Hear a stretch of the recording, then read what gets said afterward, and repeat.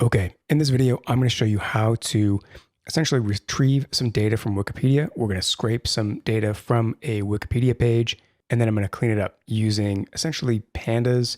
There's going to be, I think, a little bit of NumPy in here as well, but we're going to clean the values, clean up the columns, remove a couple of columns, do some processing on some of the values, things like that. So this is something like what you'll normally have to do as a data scientist if you get a particularly raw data set. In other cases, you might get some data from a database and it'll be cleaned for you, but you might have some similar processing that you'll need to do even in a sort of business setting where you have some clean data from a database.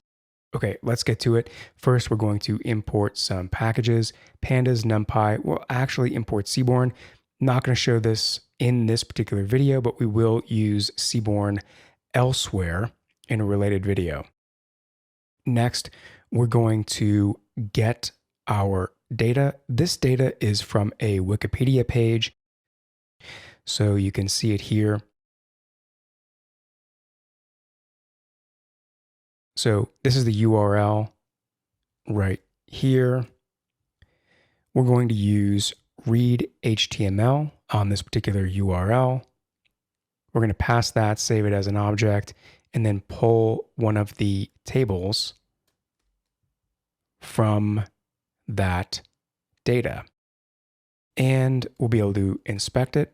As you are cleaning your data, processing it, analyzing it, you should always be inspecting your data. It is very important at almost every single step to inspect it. So I'm not going to go into it too much here, but right now we have a data frame. You can see some of the columns. Now this is a multi-index style column, which means that it has several different layers of column names. This is something that is going to be a little bit complicated to work with. If we were to leave it like this, we're going to have to change it and essentially just create some basic column names.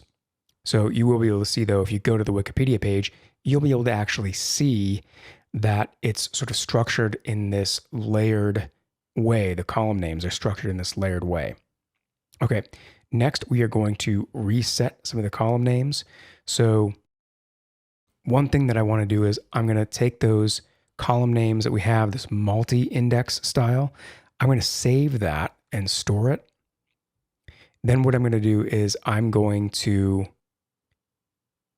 take the raw column names, the original column names here, and we're going to get essentially the third level of this. Remember, indexing in Python starts at 0, so 0, 1, 2. This is technically the third level, but this is going to give us the lowest level name for this multi-level column. And now we can actually take a look at that. So see what I'm talking about? State, city, population, but then these different crime categories: robbery, aggravated assault, burglary. These were the lowest levels in this multi-index. If you go back and you look at the Wikipedia page, you'll be able to see that again. So now what I'm going to do is I'm going to take this raw data and give it a new name. So we're going to retain this raw data. Sometimes you may want to do that. In this case, it might not be necessary because it's so easy to just rescrape the data and start over. But sometimes when you have a raw data set, you'll want to keep that raw data in its original form before you start processing and then start processing on a new copy. Sometimes that can be a little bit helpful. Okay, so we're going to take the column names that we just created. Remember, we took the raw column names, pulled the lowest level or the third level from the multi-index column names. That's these names over here. We're going to take those names and assign them to the new data frame that we're going to be operating on. So again, this is the copy that we're going to be processing. So we're going to take those column names and assign them. So we started with a multi-index style set of column names in the original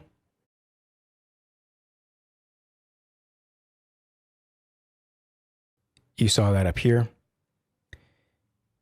Now what we have is a set of somewhat more readable column names in our new processed data frame. Now, some of these we're actually not going to keep. So these total columns, we can actually recreate those at an analytical level. And there may be some issues with keeping them in. Certainly the fact that we have two called total. Now we could rename these into something else, but again, for analytical purposes, it's actually a little bit better to remove those and just create those as we need them.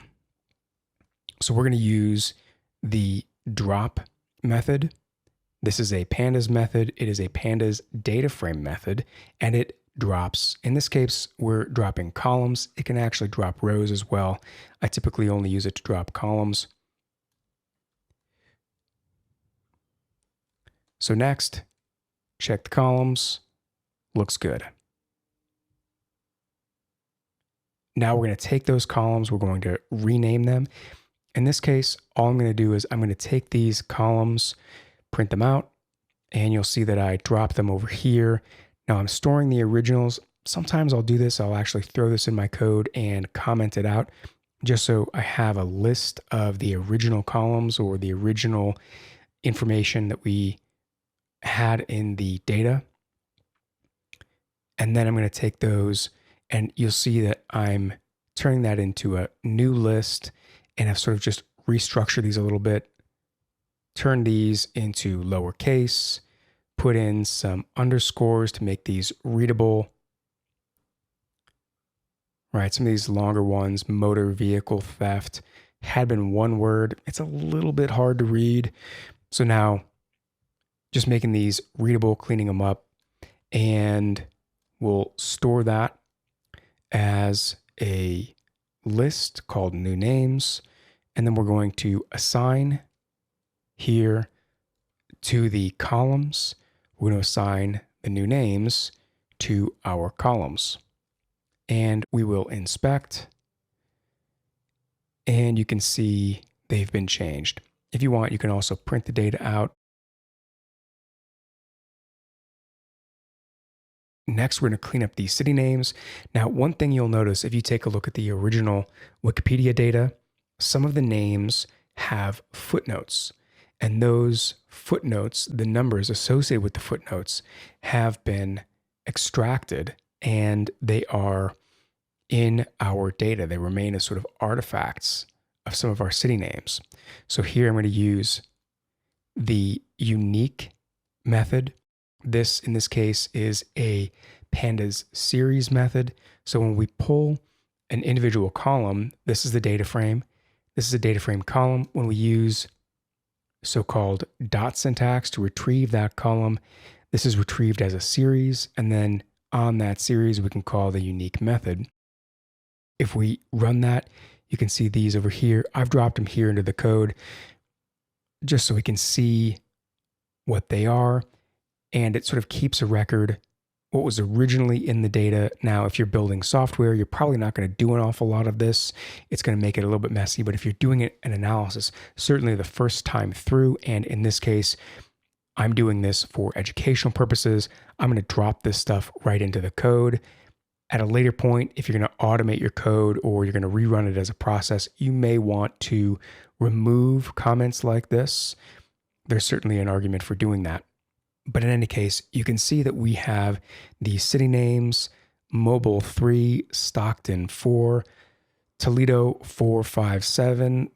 These numbers obviously don't make any sense in the context of a Python data set. So we're going to clean them up. How we're going to do that is, first of all, what I want to do is I just want to get a list of those names. So I'm going to take the data frame. I'm going to filter, basically retrieve only the city variable. I'm going to drop duplicates, and then I'm going to run a query using the query method. Remember, as we start chaining these methods together, the output of this is still going to be a data frame, and you can call a data frame method. So you'll see these brackets, this bracket here and up here. By enclosing this whole expression inside of brackets, this is essentially like a chain of methods that would be on one line, but that is almost unreadable. I can't stand when guys do this, when data scientists do this. So please don't do this. Instead, use this bracket syntax and put all of these methods on separate lines. It makes it so much easier to read. You can do much more complex processing this way. Okay, so we're going to filter, pull back the city variable, drop duplicates to get the unique values, and then we're going to query to get essentially the names that end in some sort of number. And here we go. Mobile 3, Stockton 4, Toledo, Arlington 4, etc. I just dropped those names over into here. Next, very quickly, I'm going to call the Pandas set option function just to change how our data frame prints out. Next, we're going to clean up, and we're going to actually test out our cleanup of the city variable. We're going to use assign to assign to the city variable a new set of values.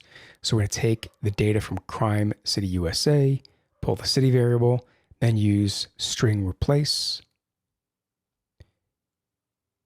We're going to look for these numbers, replace any numbers with an empty string. We're also going to replace any commas at the end also with a empty string. That's going to clean up this set of commas for Toledo. And then we're going to use filter, pull back the city variable, get the unique values, and then print it out. Now, this isn't assigning anything. We're not actually changing our data frame. We're just running this, going to send the output to the console. And you can see the output here. And all I'm doing here is I am literally testing how this assignment process to reprocess that city variable. I just want to see how it looks. We're sending this output to the console. Great. This looks clean. It looks like it did what I expected it to. Now that we've tested it, we're going to actually run it and take that data frame, assign city, and this is the same process. We're going to use string replace to replace the numbers, replace the commas. We're going to take the output of that, assign it to the city variable, and take the output of this whole process, and we're going to reassign it to city crime USA. Remember, by default, our Pandas methods typically do not change data frames. You need to store the output manually, or you need to otherwise process the information in place. So here we go. We have our data, and now you can check it. Again, we're going to filter down to city, drop duplicates to get the unique values, and then sort by city.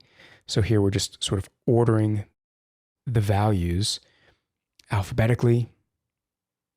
Finally, we're going to create a quote unquote text city variable. Part of the reason that I'm doing this is I want to take a look at different text cities, the crime in different text cities. Now, this is a sort of a subjective list. Certainly San Jose, San Francisco, Santa Clara. This is San Francisco and Silicon Valley. San Jose and Santa Clara are Silicon Valley. Seattle's a decent tech city. Miami's an up-and-comer. Austin, New York certainly has a tech scene. You could arguably put other cities on this list. This is the list that's interesting to me. You can create your own list. So you're welcome to change this list as you want, redo it yourself. So we're going to take this tech city list, and what we're going to do is we're going to create a new tech city flag, an indicator, and I'm just testing this out to see what it looks like. And you can see. So here we're using assign to create the new variable, filtering down to pull back only 2 columns, city and tech city flag, drop duplicates to get the unique pairs, and then we're just going to sort, and you can see, all right, this looks good. It looks like everything is false, not a tech city according to my coding, except for these values here. Great. So we tested it. It looked like it worked. Now we're going to rerun this assignment process that we, essentially the same thing that we did here. And we're going to take the output of this. Notice it's all inside of brackets. This is the assign process. And we're going to take that using the equal sign, assign it back to our data frame name. Okay, so we're going to stop there. There's more that we can do, more that I might do later on. But from here, I'm probably going to move on to visualizing and actually analyzing the data that we have here.